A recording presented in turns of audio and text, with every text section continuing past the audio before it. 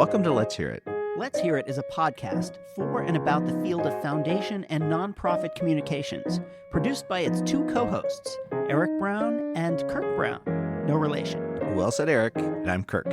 And I'm Eric. The podcast is sponsored by the College Futures Foundation, which envisions a California where post-secondary education advances equity and unlocks upward mobility now and for generations to come. To learn more, visit collegefutures.org. You can find Let's Hear It on any podcast subscription platform. You can find us online at letshearitcast.com. You can find us on LinkedIn and, yes, even on Instagram. And if you like the show, please rate us on Apple Podcasts so that more people can find us. So let's get on to the show. And we're back. Welcome in. It's another episode of Let's Hear It. You found us. We found you. We're all together.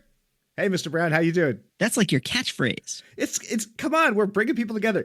That's your if they could make the license plate the what do you call them, the vanity license plates long enough, that's what yours should be. It's welcome in.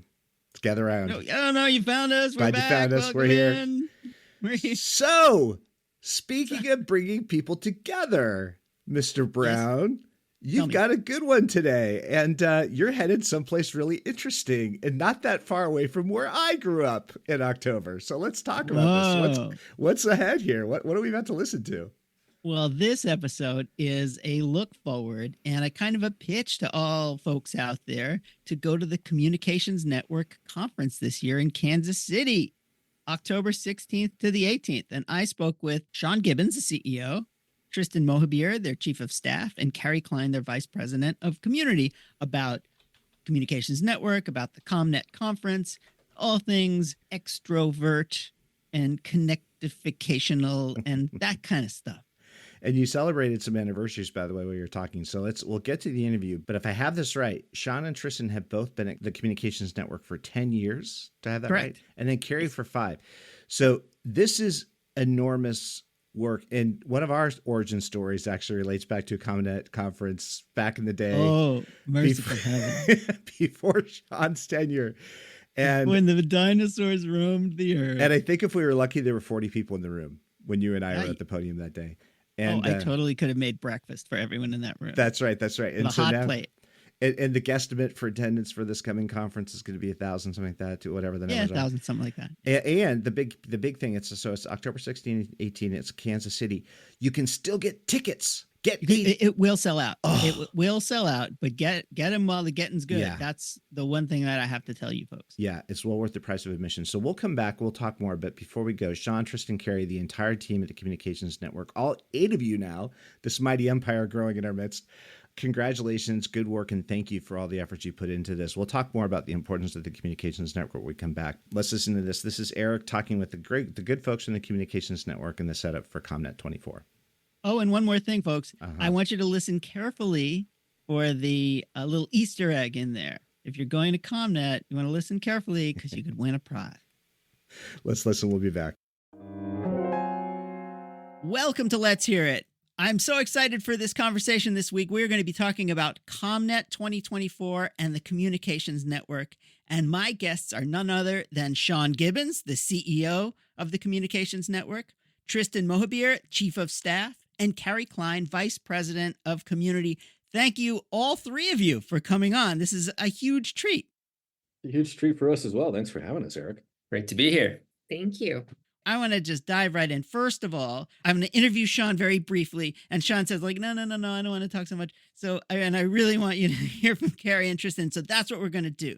But Sean, it just occurs to me that you've had a 10-year anniversary running the Communications Network. Is my math right?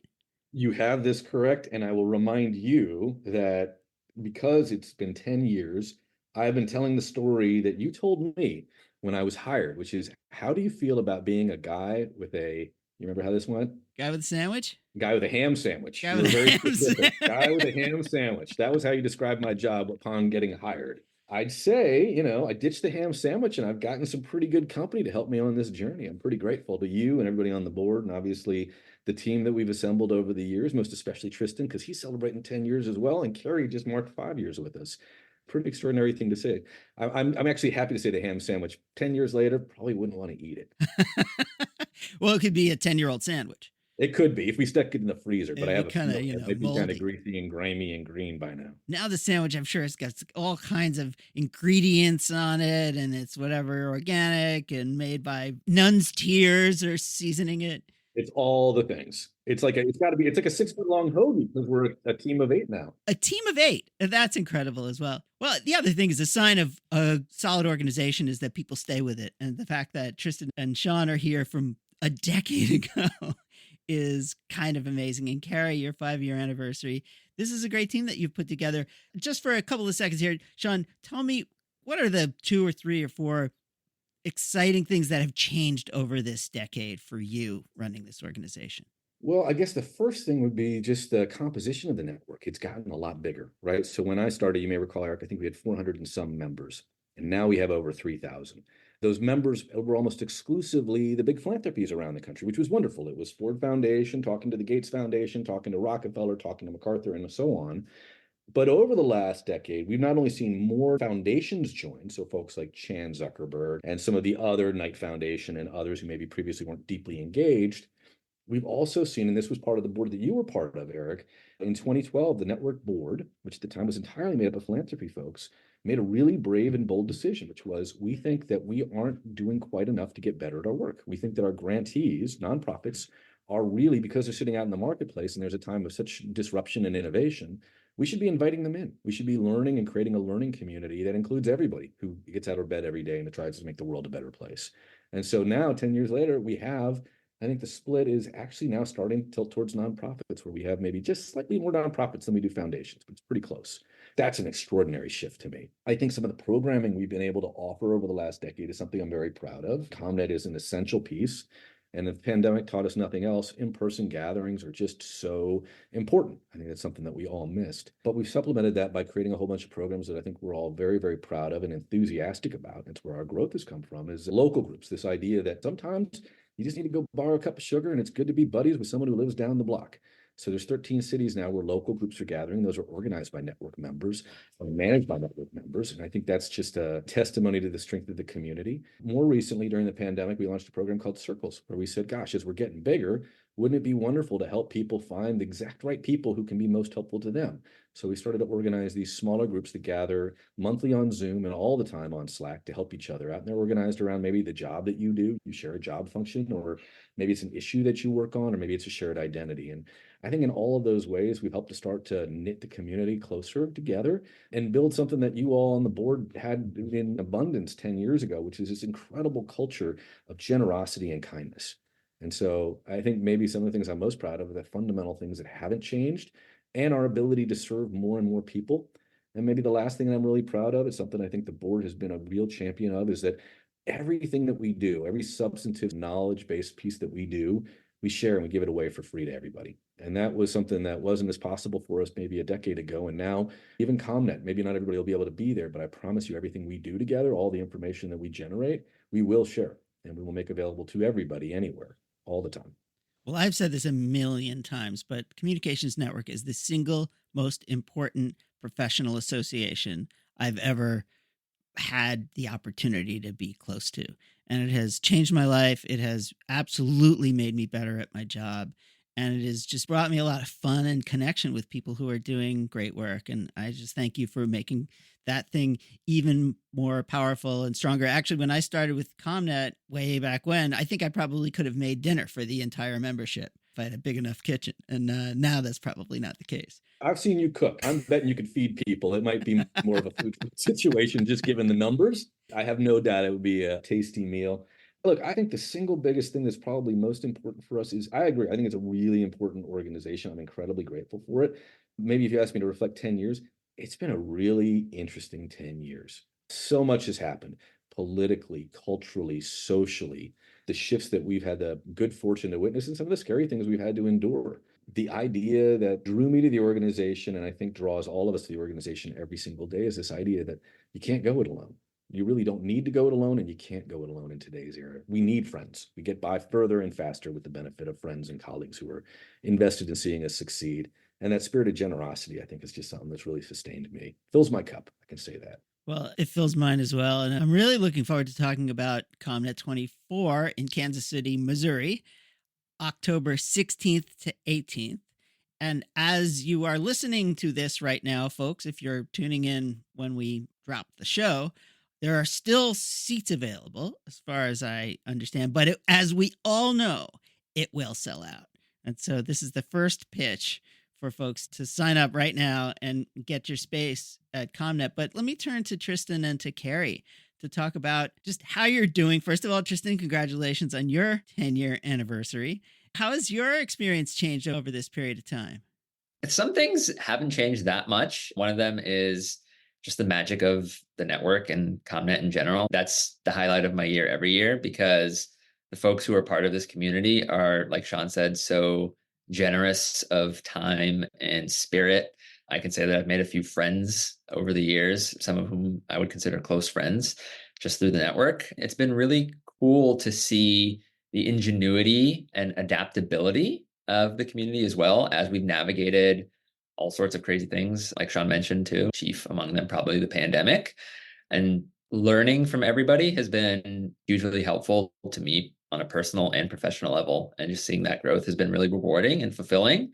Getting to continue to build platforms and programs to help these people do their jobs better is just an amazing thing to be a part of. And I'm grateful for that. Well, Carrie, you joined in 2019, and then, not that long after, the pandemic hit. So you were the vice president of community, but you have been working on the ComNet community since you joined. And I can't imagine what that must have been like for you to have to go fully remote after you did the first ComNet, I think it was in Austin, and then life changed. How do you build community when you can't get together?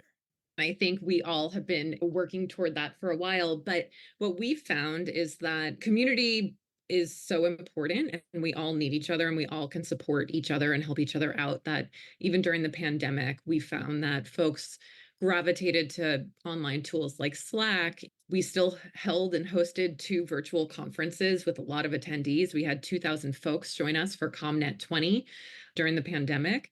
Nothing really replaces in real life or in-person gatherings, but things definitely complement it. And a big part of what the pandemic has shown us is that ComNet happens once a year, and it doesn't just have to happen that one day.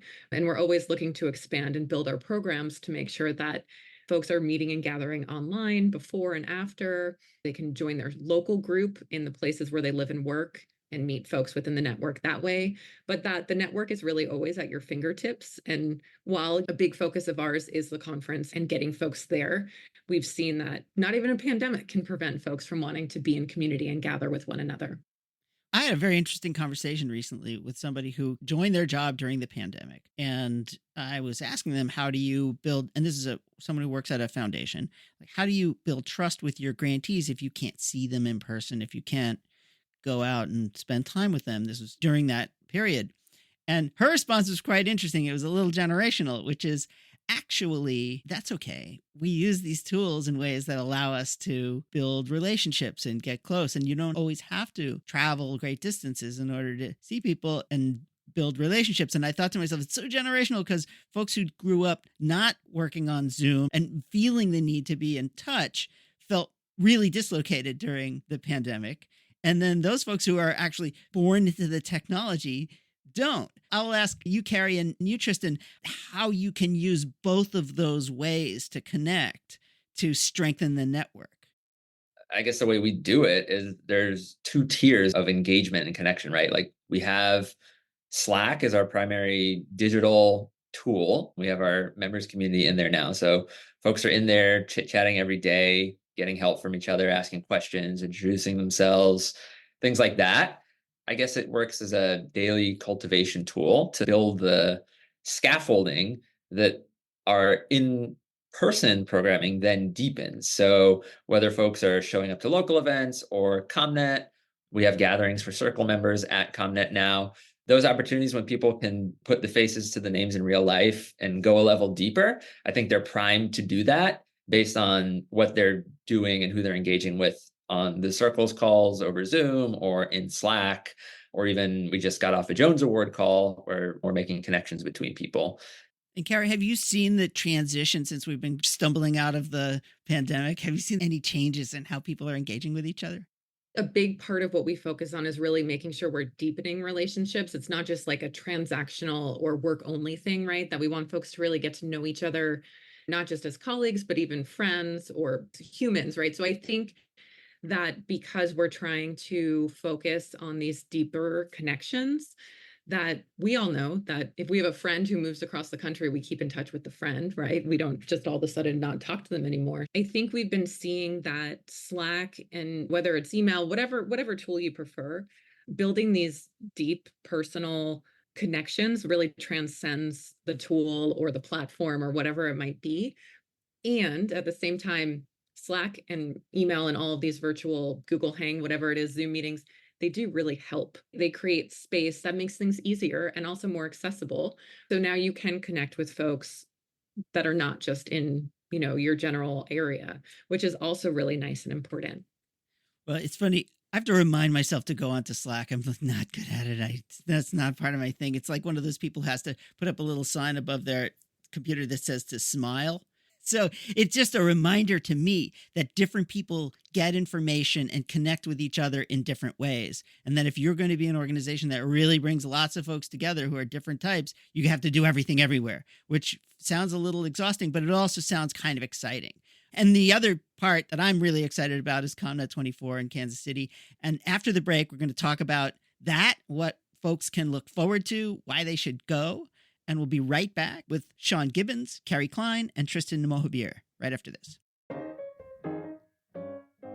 You're listening to Let's Hear It, a podcast about foundation and nonprofit communications, hosted by Eric Brown and Kirk Brown. If you're enjoying this episode, you may just be a rule breaker. Tune in to Break Fake Rules, a new limited series podcast with Glenn Galich, CEO of the Stupsky Foundation. Hear from leaders in philanthropy, nonprofits, government, media, and more to learn about challenges they've overcome by breaking fake rules and which rules we should commit to breaking together. We are also sponsored by the Conrad Prebys Foundation. Check out their amazingly good podcast, and we're not just saying that, Stop and Talk, hosted by Prebys Foundation CEO Grant Oliphant. You can find them at stopandtalkpodcast.com. And now, back to the show. And we are back with Carrie Clyne, Tristan Mohabir, and Sean Gibbons of the Communications Network. I want to talk about Kansas City. Now, last year, some people may know, I missed it. And it was my first miss in 21 years.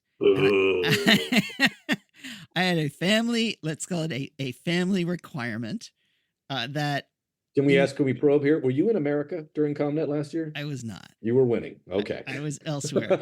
But you got to pass. The thing in retrospect, I think I would have rather, don't tell my wife, but I think I would have rather been at ComNet. It didn't go exactly according to plan. Wasn't worth it. But I will most certainly be there this year, and I'm really excited. And let me start with you, Carrie. What are some of the things that you're looking forward to at this ComNet? Yeah, well, we're thrilled you'll be joining us this year. I think one of the things we're so excited about is having folks join us in Kansas City. We've not had ComNet in the middle of the country before, and it's been such a pleasure and treat to get to really know the city and all of the wonderful, generous folks in the area. And a lot of our program will reflect that. So we've been working with our host committee, all people local to Missouri or the region, to help build out different sessions. So not only will folks get to be in the city, we're going to one of the super cool museums in the city, the Nelson Atkins Museum, for our welcome reception, but folks will also learn a lot more about what's happening on the ground and what's making the city really unique.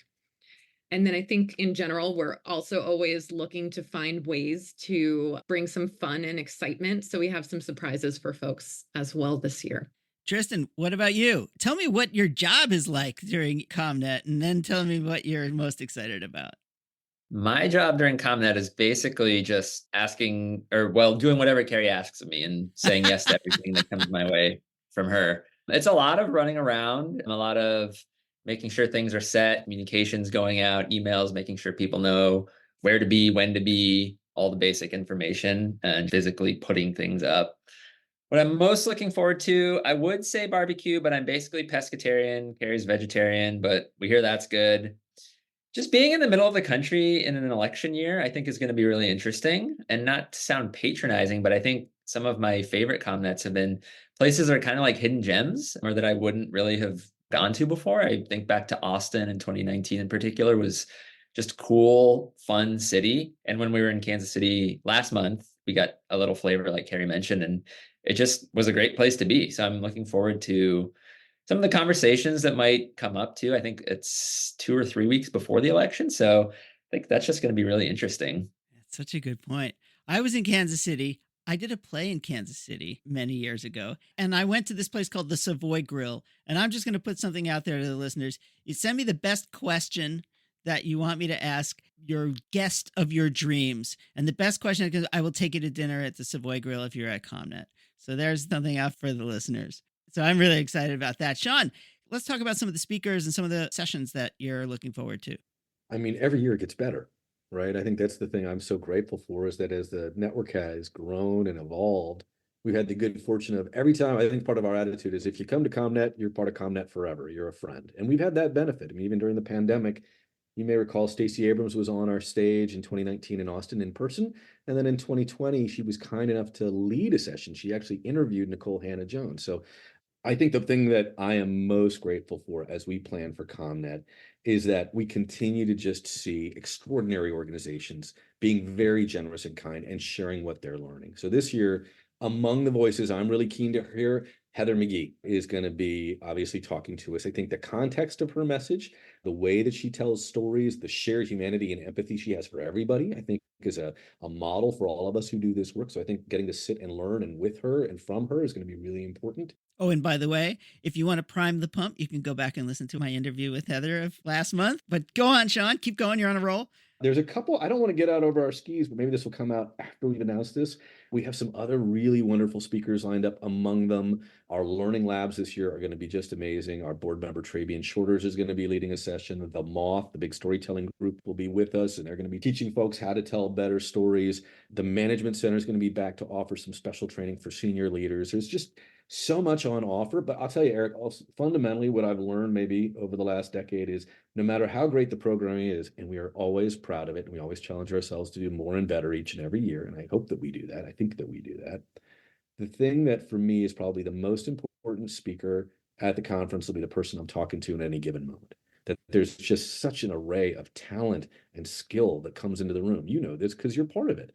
It is literally a gathering of wonderful human beings who happen to be deeply expert in stuff that fascinates me. How do you communicate and get through to other people and do so in the spirit of trying to bring good into the world? That to me is just so inspiring. So my favorite part's the people, and I'm pretty confident the people will be back, and it'll be another enriching, beautiful. I mean, I get a little woo-woo about this stuff, but it's just it's such, well, you've been for so many years, you know, there's something that draws us all back. It's really magical. And it's not just the folks up on stage. It's the folks sitting next to you that make the difference. Yeah. And now it is true that I am an extrovert, and that helps. But even I have found that folks who are not extroverts seem to come and get a lot out of it. This is not necessarily about going into a room and seeing everybody who already knows each other and there are cliques and you don't feel like you should be there. This is a community of people who are here to help each other. There's one of the joys about working in helping professions is that we are all in it together to try and make people's lives better, improve the environment, make things better. And people are really willing to share with each other. You were telling me during the break, Sean, that the Slack community is almost 2/3 of the network membership, that people are, and they just go in there and help each other out and answer questions and just be friends and supporters. And that kind of atmosphere pervades ComNet. And that's the thing I've always loved about it. And Carrie, I'll just turn to you. What are some of the things that you think, are there ways that you help folks who are coming to a conference like this engage with each other? Are there tools or tricks or things that you do to help people feel like they belong and to plug in easily? What are the ways that even the extroverts can make more out of this experience? Yeah, absolutely. So we try new things each year and try to meet our attendees where they are, right? Knowing that folks are coming with all different ways of wanting to engage. But really, we spend a good amount of time thinking about how can we make a big conference feel small. And so we're trying to create small spaces where folks can naturally get to know each other. An example would be our day of service. So we have a couple different volunteer opportunities this year where small groups, anywhere from 6 to 8 people, are going to go out and do some volunteering within the community. And of course, they're doing some good, which is amazing. And also, they're also having a smaller group of fellow ComNet attendees to get to know. It's much easier probably getting to know a group of 6 or 8 than it is a group of 950 if you're more of an introvert.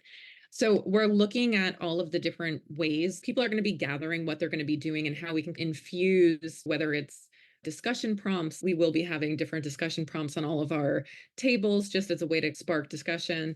We'll have some networking bingo. We find folks really love to gamify things. Again, not everybody's going to do this, but the few folks who might want an easier way to start a conversation can find these things helpful.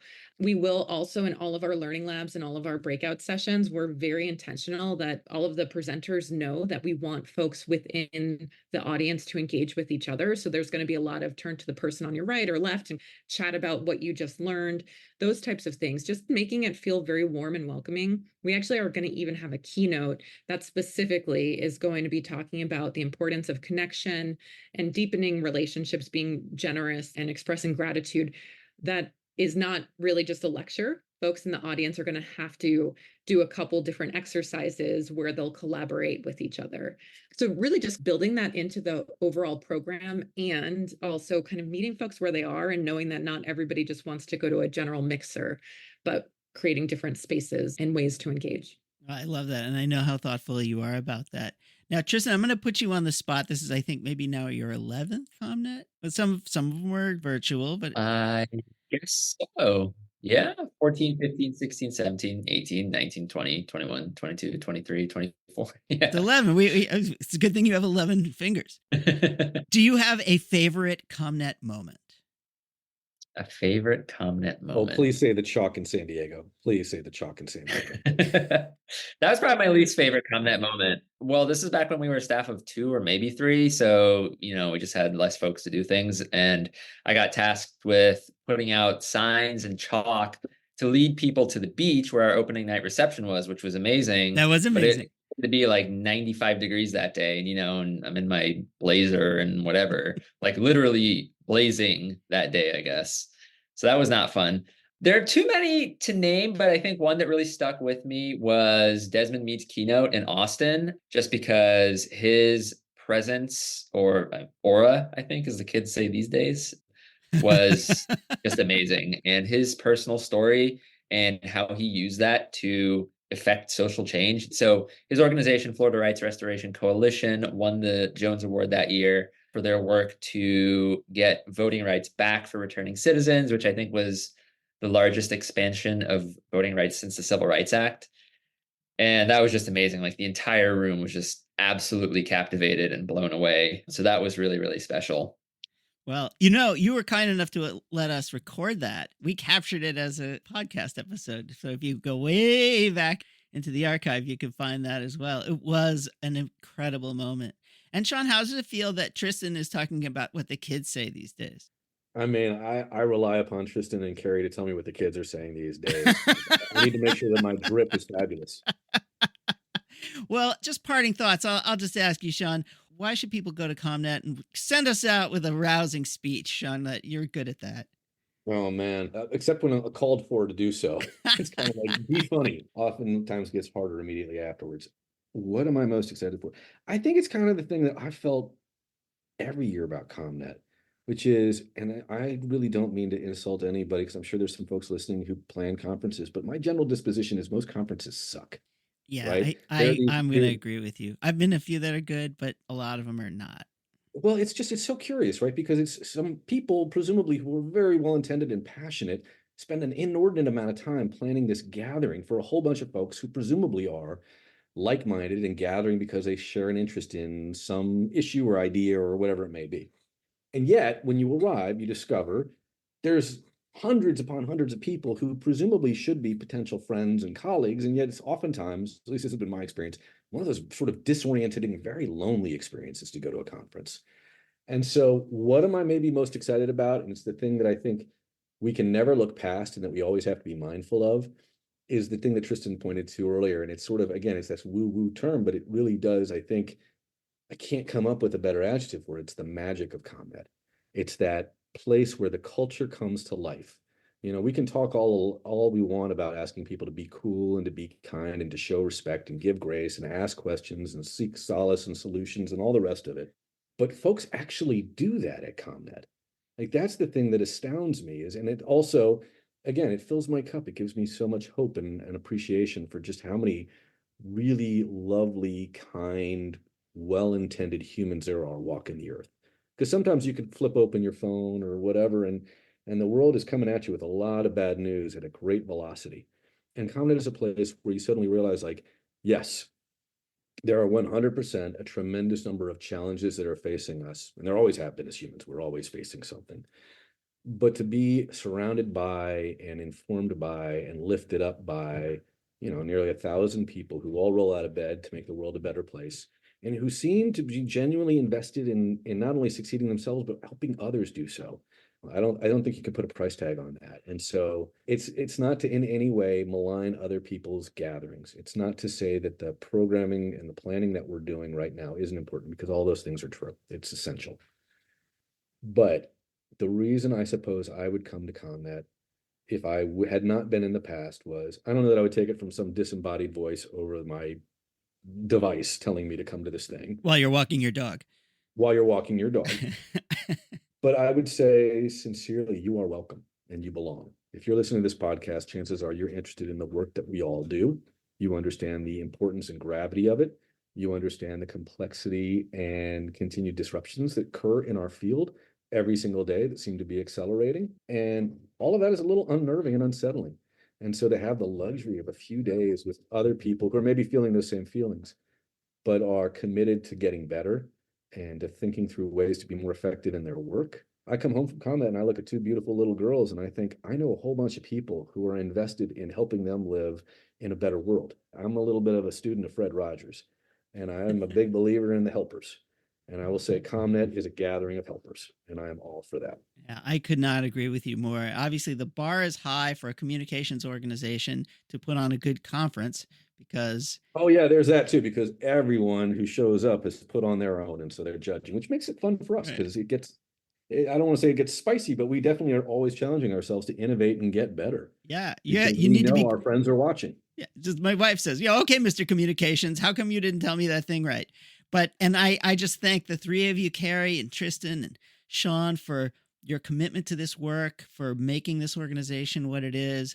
I am so excited about Kansas City. I will be there with bells on. If you haven't signed up to go, sign up, talk to your boss, get them to pay, have them give me a call. I'll give them a sales pitch. Have him give Sean a call. He'll really give a sales pitch. Thank you to the three of you. Thanks for your work. Thanks for coming on the show. And I will see you in Kansas City. You will, Eric, if you will indulge me, if I can give a quick shout out. So there is obviously the three of us have been doing this work, but I want to just acknowledge the incredible work that Lalise and Kareem and Alyssa and Amy from our team are all doing, and Jess Black, who's organizing our locals. It takes a village, and it's not just the 8 of us on the staff now. It's the literally thousands of folks who are stepping up into leadership roles. I mean, a big piece of how we see the network evolving is there'll never be enough of us who do this as our day job. We need everybody in the community. And what's been so beautiful is to see how many different people have stepped up in such really interesting and meaningful ways to continue to build and grow the community. So in a lot of ways, it's like huge props to the folks on the team and on the board, but also just to everybody in the network. Thank you. Like, it's such a beautiful thing to see.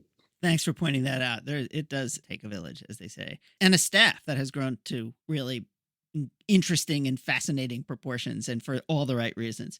Yeah. So thanks to all three of you. I will see you in Kansas City. Thanks for having me. Thank you. And we're back. So Eric, revisit the Easter egg. I want you to surface it. I want you to talk about it. And I don't think you're going to make good on this, by the way. I don't trust this for a second. I don't trust it for a second. Contraire, mon frere. The Easter egg is for folks out there who are going to ComNet this year, send me the best question that you could ask to your favorite guest. The best question that you could ask to your favorite guest that we should have on Let's Hear It. So it can't be Gandhi, why, like, don't you really want a cheeseburger? No, It has to be a real question to a real guest, that someone we should have on the show. And from the hundreds of thousands of submissions that we get, if you're at ComNet, I will take you to the Savoy Grill for dinner. Now, the Savoy Grill has a very, very, very special place in my heart because in my former life, about three has-beens ago, I was an actor and I was in the national tour of On Golden Pond, and we played Kansas City in the spring, I think it was, of 1981. And we ate dinner. We had a steak at the Savoy Grill, which is a place like Dillinger with, whatever, he did things, and Harry Truman hung out. And there's this fabulous old historical restaurant. And I've been dying to go back. And I would really like to take a favorite listener who has 1 hour contest because they're at ComNet and all of the stars have aligned after 43 years. Isn't that something? Well, enjoy that dinner. That's going to be an incredible meal. And can I say there were a lot of interesting disclosures in this conversation, but hearing that this was the first time that ComNet has come to any location in the center of the country was really interesting to me. And I'm actually so glad that the communications network is coming to a place like Kansas City. And as the native Midwesterner on this podcast, let me just throw out that there are a number of other venues, options, alternatives. Dubuque. There's a bunch of cities out there, a bunch of great places. Wichita. Right. Now, maybe we could do Enid, Oklahoma. You do have to connect you do have to have connecting flights. And I think that's a hard thing when you're doing conferences. You want to spare people. You want to give people the direct flight connection, the opportunity. There's a Calistoga wagon that leaves San Francisco every third Thursday, and you can take it across the country and stop in Kansas City. Get wherever you want to go. And it's direct. You don't have to connect. You just get in the wagon, and then you get to Kansas City, a month later.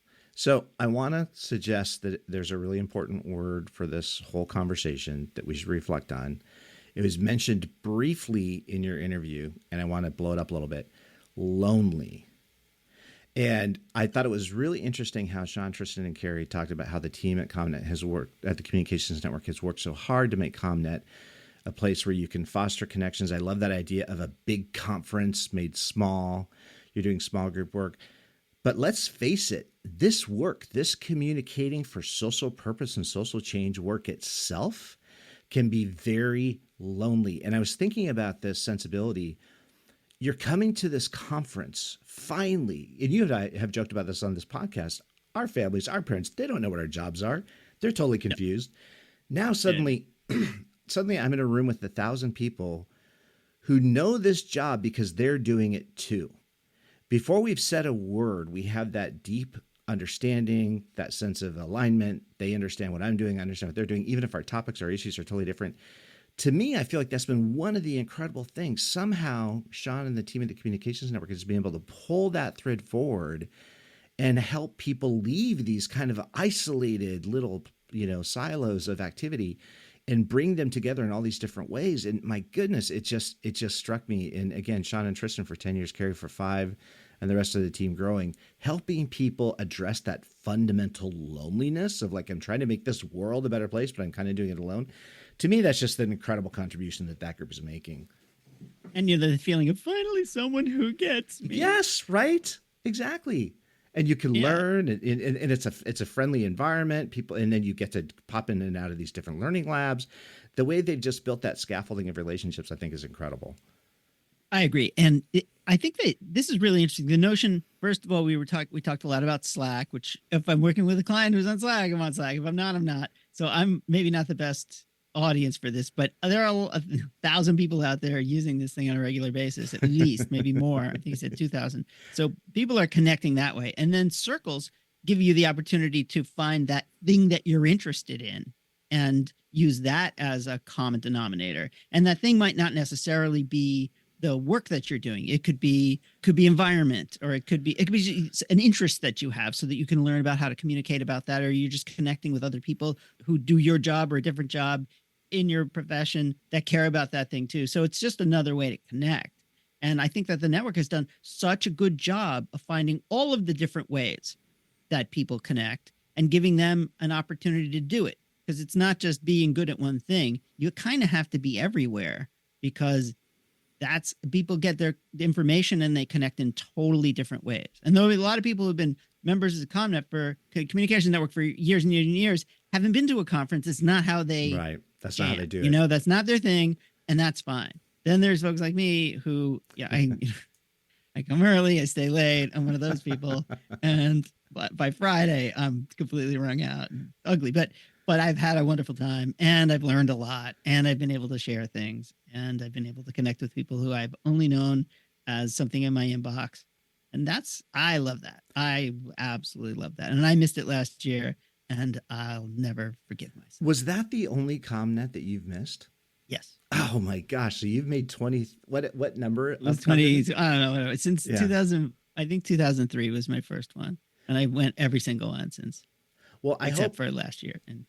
I hope you keep it in the edit, because when you were cutting a break, you had this little aside with Sean where Sean came back around the Slack piece. And I do think we need to hit the beats on these numbers a little bit. So Sean's reflecting that the network itself has grown to like more than 3,000 entities.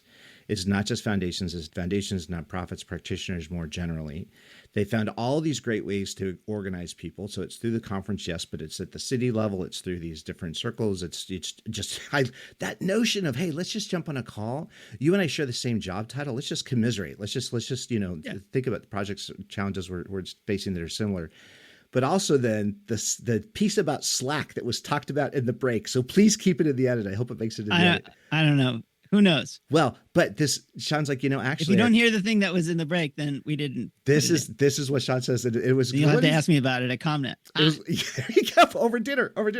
But it was dinner. This great moment where, it's like break and actually, Eric, can I just come back and tell you the Slack thing?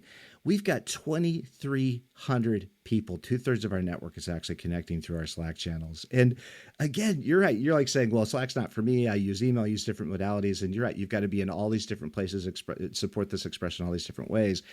And for the communications network to just be systematically trying to solve this problem, it's so interesting to me that this notion that the entire social change, social purpose, let's communicate together space, we're all yearning, pushing at this shared mission, and yet we don't actually necessarily find each other unless there's somebody out there trying to help build these bridges. And to listen to the intention with which those folks at the Communications Network, the effort they're putting into doing this well, it's incredible. They should write a book about it.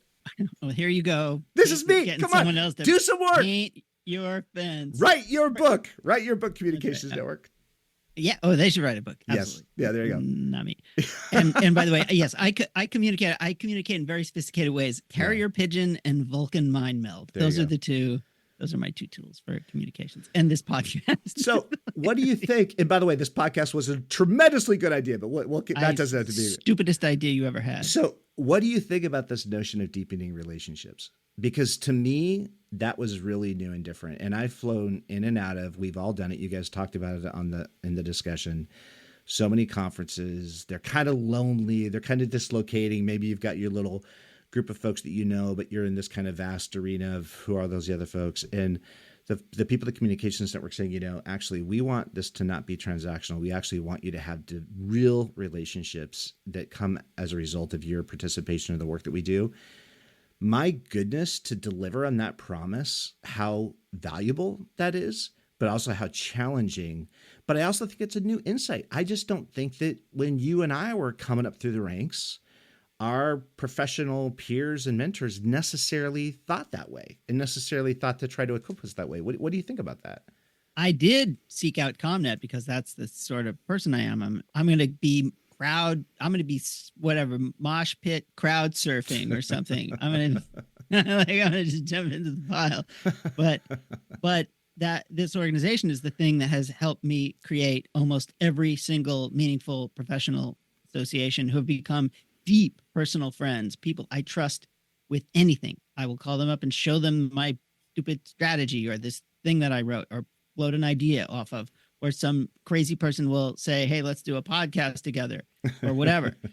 and that's how I connect. It's how I learn, but it's also how I go in the world. Mm-hmm. And I do think that these personal connections are so valuable because it does give you that place where you can try things out, where you can be unafraid to express new ideas, to think things through.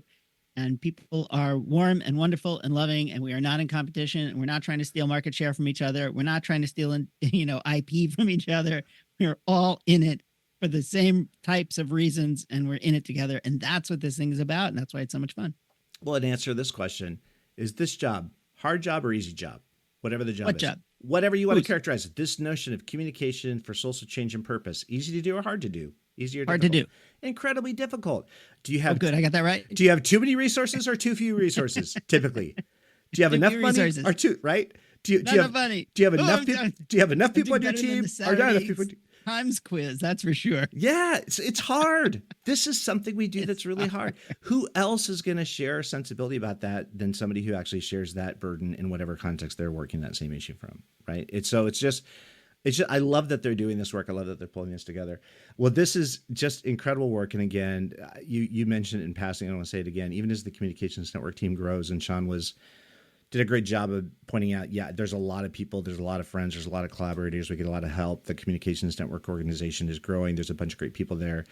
But for Sean and Tristan to be at this for 10 years, Carrie for 5, that ability to hold people, have them continue to grow. It doesn't sound, by the way, that Sean is in any way feeling like he's done with this gig, because it's been 10 years. And actually, I bet that the job he has today looks nothing like the job he had 10 years ago, let alone even 2 or 3 years ago. So it just seems like it just continues to be a really rich and rewarding place to work, and just all credit to the people there that have been doing this work all this time. I totally agree. This is exciting stuff. And again, the Communications Network, when we were setting up this podcast, that was one of the first calls we made, right? Was we got Sean and his team together. So what do you think? They were supportive, and Exactly right. lo and behold, we were going. So that's the kind of thing that's happening to them every day, all day, hundreds of times. People coming forward, what about this? What about this? And they greet it all with a sense of generosity and support. And that's a lot. And it's helping thousands of people help. Think about this, millions, hundreds of millions of other people.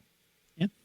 And here we are, 47 years later on this podcast. Here we are. I think we're closing in on our 100th episode, but I haven't checked. Isn't that great? We're just, you know what? You just keep putting the You kind of engine. just buried the whole lead right there. It's funny, I saw REM just got adopted into the Songwriters Hall of Fame. And apparently it was Bill Berry on that team that was like the one who just kept them going, kept them churning out songs. And I was like, oh yeah, that's Eric Brown on our team. That's the me, British just keeps churning out songs like REM. Exactly. Thank you. It's just one hit after another, one hit after. So I love it. Communications Network, thanks for joining us. Thank you so much, Sean, Tristan, and Carrie, for being on the podcast. ComNet24 coming October 16 to 18 in Kansas City, Missouri. Check out Des Moines, Iowa next time. But it's coming, and please get your tickets. There's a few remaining, and it will be well worth the time and the effort to participate. And again, kudos to the Communications Network for saying, yeah, and if you can't pay to come, we'll make sure you get all the content for free after. What an amazing contribution. So, Eric. And don't forget to send in your entry for this grand prize sweepstakes. The best question for your favorite interviewee on Let's Hear It has to be someone who's interviewable. The best question wins, and Kirk will decide what the best question is. We'll accept. We'll look for photo documentation of this dinner at the Savoy Grill. You got For it. photo documentation. Well, Eric, thank you for doing that. Our colleagues and friends at the Communications Network, thanks for joining us on the podcast, and thanks always to all of you for listening to us. Yeah, and then we'll see you in Kansas City. We'll see you next time, and let's hear it. Okay, everybody, that's it for this episode. Please let us know if you have any thoughts about what you heard today or people we should have on this show, and that definitely includes yourself. And we'd like to thank Our indefatigable producer, Harper Brown. John Ali, the tuneful and inspiring composer of our theme music. Our sponsor, the Lumina Foundation. And please check out Lumina's terrific podcast, Today's Students, Tomorrow's Talent, and you can find that at luminafoundation.org. We certainly thank today's guest, and of course, all of you. And most importantly, thank you, Mr. Brown. Oh, no. Thank you, Mr. Brown. Okay, everybody, until next time.